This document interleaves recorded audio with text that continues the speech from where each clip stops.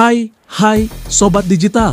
Era perkembangan teknologi yang semakin pesat, dunia ekonomi mengalami transformasi besar melalui hadirnya ekonomi digital. Aktivitas jual beli, pembayaran, promosi, hingga layanan bisnis kini dapat dilakukan hanya melalui genggaman tangan.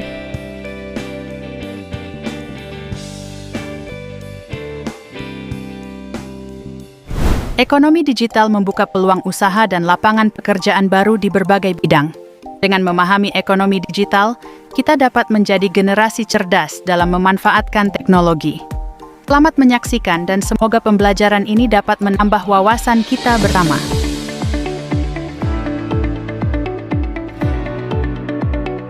Ekonomi digital merupakan aktivitas ekonomi yang memanfaatkan teknologi digital dalam seluruh proses produksi, distribusi, dan konsumsi, serta mencakup berbagai inovasi seperti e-commerce, kecerdasan buatan, big data, Internet of Things, dan platform digital.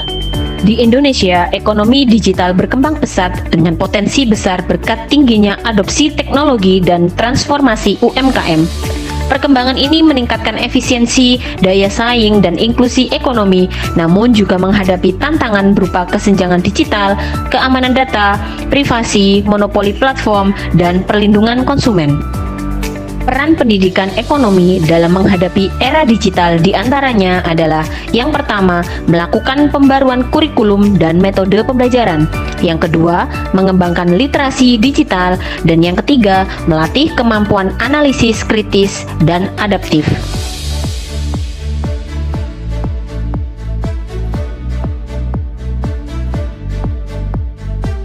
Materi yang pertama mengenai pengertian ekonomi digital. Ekonomi digital merupakan aktivitas ekonomi yang berbasis pada pemanfaatan teknologi digital, khususnya internet, dalam proses produksi, distribusi, dan konsumsi. Ekonomi digital mencakup infrastruktur digital, perangkat lunak, data, platform, serta layanan digital. Menurut OECD tahun 2020, ekonomi digital sebagai seluruh aktivitas ekonomi yang mengandalkan teknologi digital, khususnya internet sebagai penggerak utama, mencakup infrastruktur digital, perangkat lunak, data, dan layanan platform. Menurut World Bank tahun 2016, ekonomi digital adalah sistem ekonomi yang berbasis pada konektivitas digital dan teknologi informasi, termasuk penggunaan data dan layanan digital untuk meningkatkan efisiensi dan inklusivitas ekonomi. Selanjutnya yaitu perbedaan pada ekonomi digital. Yang pertama, istilah ekonomi digital. Cakupannya luas, melibatkan semua aktivitas ekonomi berbasis teknologi digital.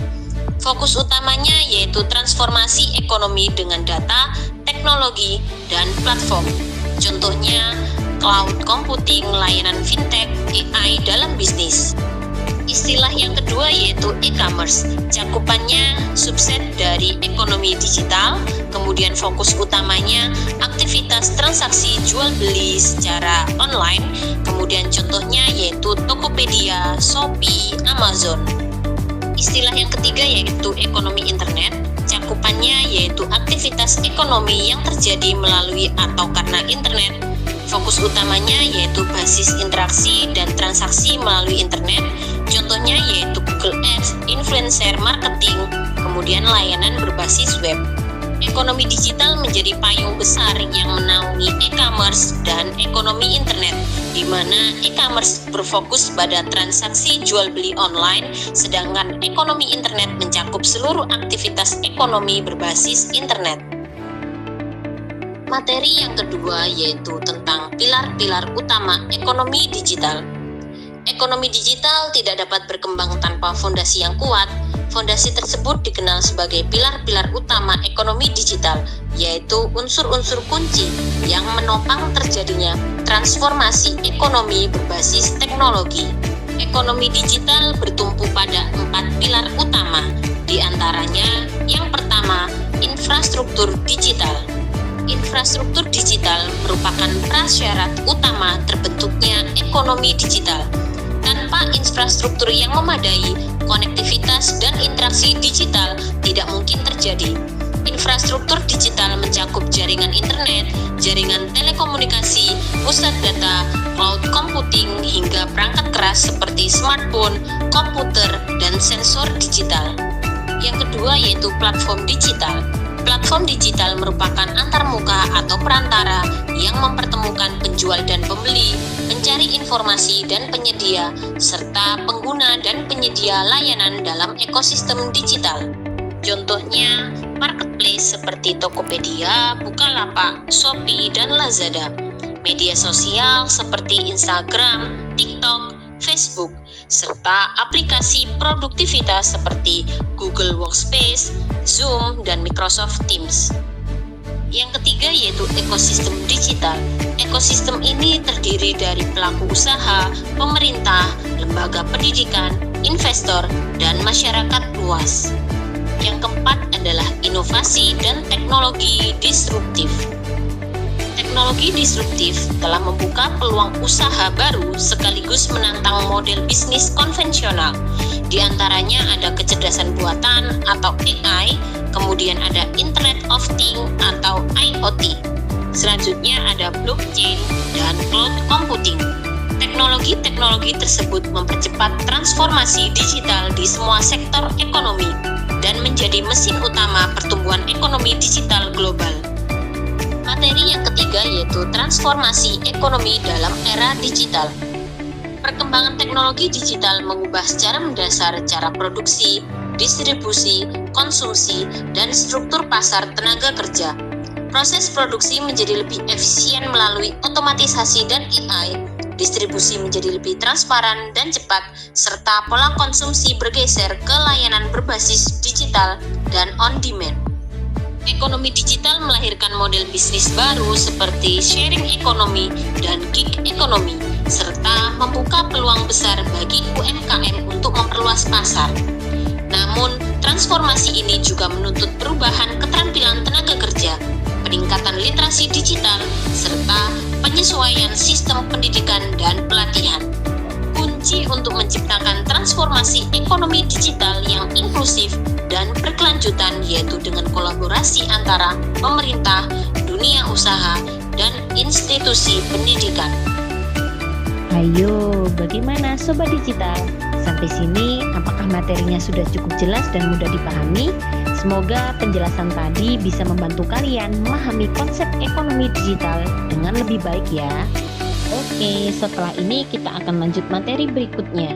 Jadi jangan bosan ya Sobat Digital, tetap semangat mengikuti pembelajaran sampai selesai agar pemahaman kalian tentang ekonomi digital semakin mendalam. Kita akan mempelajari terkait dengan ekonomi digital dalam perspektif pendidikan ekonomi. Pada poin pertama, tertuliskan peran institusi pendidikan dalam menyiapkan sumber daya manusia digital savvy. Institusi pendidikan, baik di tingkat sekolah, menengah maupun perguruan tinggi, mereka di sini memiliki peran sentral dalam menyiapkan sumber daya manusia yang digital savvy.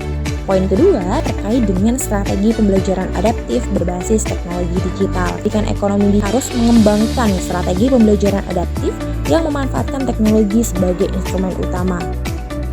Poin ketiga yakni adalah terkait dengan pembentukan literasi digital dan juga kewirausahaan digital pada mahasiswa. Literasi digital itu mencakup kemampuan mahasiswa dalam memahami, mengevaluasi, dan juga menggunakan informasi dari berbagai sumber digital secara kritis dan juga etis. Di sisi lain, terkait dengan kewirausahaan digital di sini adalah keterampilan untuk menciptakan, mengelola, maupun mengembangkan usaha berbasis teknologi digital. Tantangan dan peluang utama dalam pengembangan ekonomi digital. Tantangan itu sendiri ada 3 poin. Pertama adalah isu kesenjangan digital dan juga inklusi teknologi. Tantangan yang kedua, keamanan data dan privasi. Yang ketiga adalah terkait dengan regulasi dan kebijakan pemerintah. Meliputi apa saja?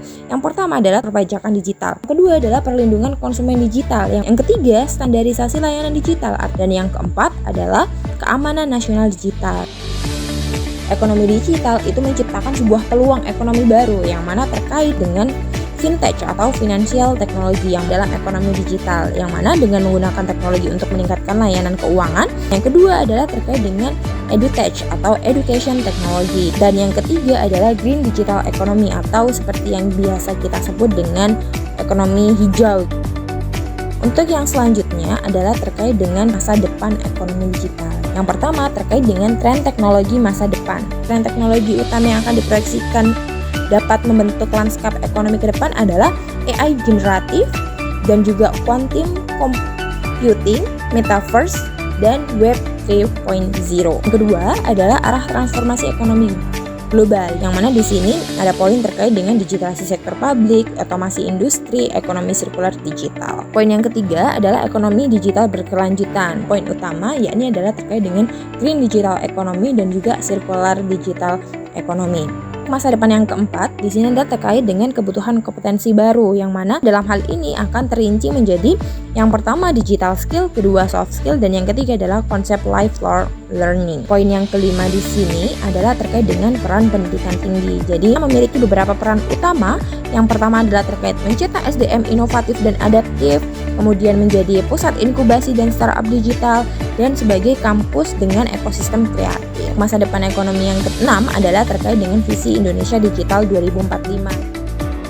Kalau misalkan kita lihat di studi kasus di sini, dulu pada saat kondisi normal sebelum adanya pandemi Covid, UMKM kita memiliki penghasilan yang tinggi. Kemudian ketika ada pandemi COVID-19, saat itu UMKM memiliki penghasilannya itu sangat turun drastis, bahkan ada yang sampai gulung tikar.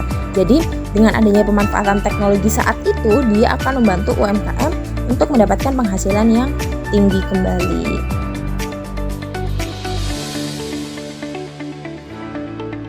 Nah, Sobat Digital, bagaimana?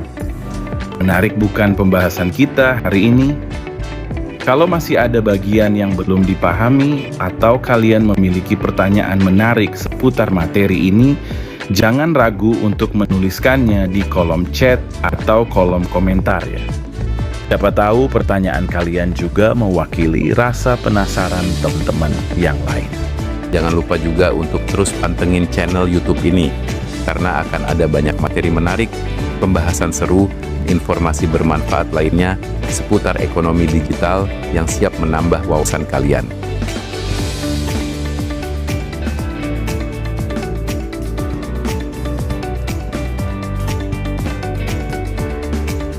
Yuk, belajar bersama dan menjadi generasi digital yang cerdas, kreatif, serta siap menghadapi tantangan masa depan. Terima kasih sudah menyaksikan video pembelajaran ini.